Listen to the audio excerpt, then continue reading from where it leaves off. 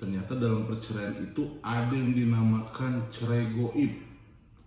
Nah, ternyata dalam cerai goib ini berdasarkan kompilasi ataupun aturan bunyi pasalnya, ini lebih mempermudah pihak istri untuk mendalilkan bahwa suaminya telah meninggalkan dirinya atau meninggal dari rumah tanpa ada kabar.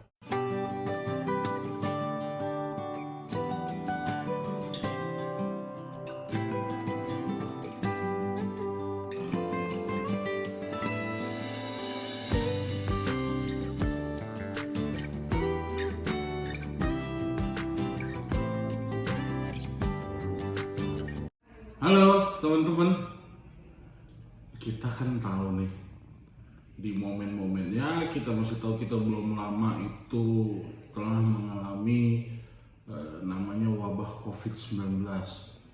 Tapi saya nggak mau bahas tentang wabah COVID-19-nya.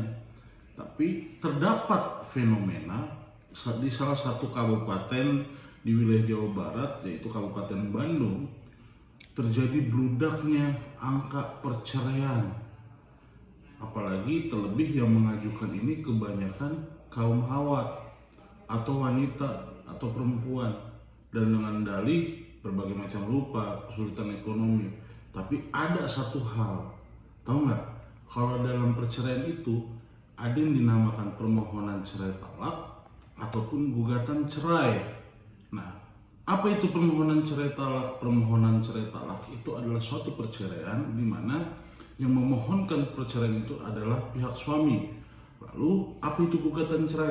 Gugatan cerai itu adalah perceraian di mana yang melakukan gugatan adalah pihak istri. Tapi nggak cuma hanya dua hal itu. Ternyata dalam perceraian itu ada yang dinamakan cerai goib. Ternyata dalam cerai goib ini berdasarkan kompilasi ataupun aturan bunyi pasalnya, ini lebih mempermudah pihak istri untuk mendalilkan bahwa suaminya telah meninggalkan dirinya atau meninggal dari rumah tanpa ada kabar. Kenapa saya bilang? Berdasarkan ketentuan pasal 73 Undang-Undang Nomor 7 1989 tentang peradilan agama selengkapnya berbunyi, khususnya pada ayat 1 berbunyi, gugatan perceraian diajukan oleh istri atau kuasanya. Nah, di sini titik tolaknya adalah oleh istri. Makanya seringkali adanya celah hukum ini ketika seorang istri mendaftarkan gugatan cerainya di pengadilan agama, dia akan berkata bahwa suaminya telah meninggalkannya dari rumah. Nah, ini yang biasanya dipakai celah oleh kaum hawa nih.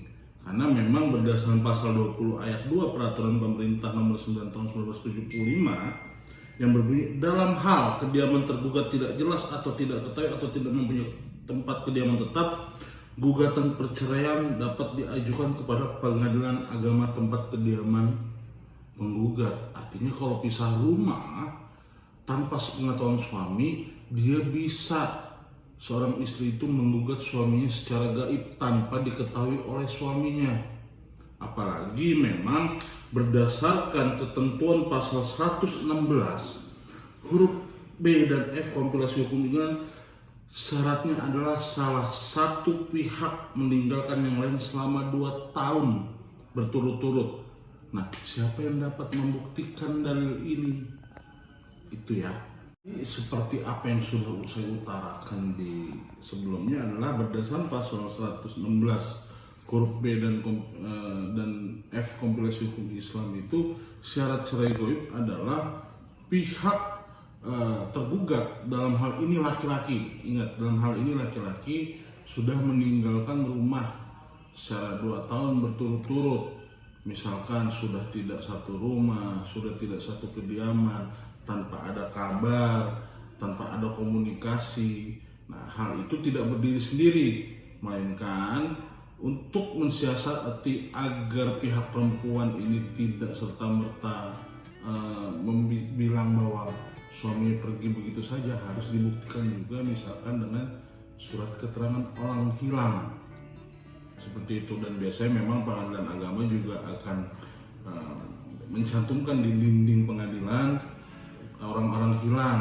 Nah biasanya kita jangan heran ketika di pengadilan agama banyak keterangan orang hilang atau orang sedang dicari. Nah itu biasanya orang-orang yang sedang melaksanakan atau digugat cerai secara gaib. Nah, seperti itu. Dan juga biasanya ada di koran-koran media massa, orang-orang hilang itu belum tentu karena hilang. Nah karena itu salah satu syarat untuk mengajukan cerai gaib.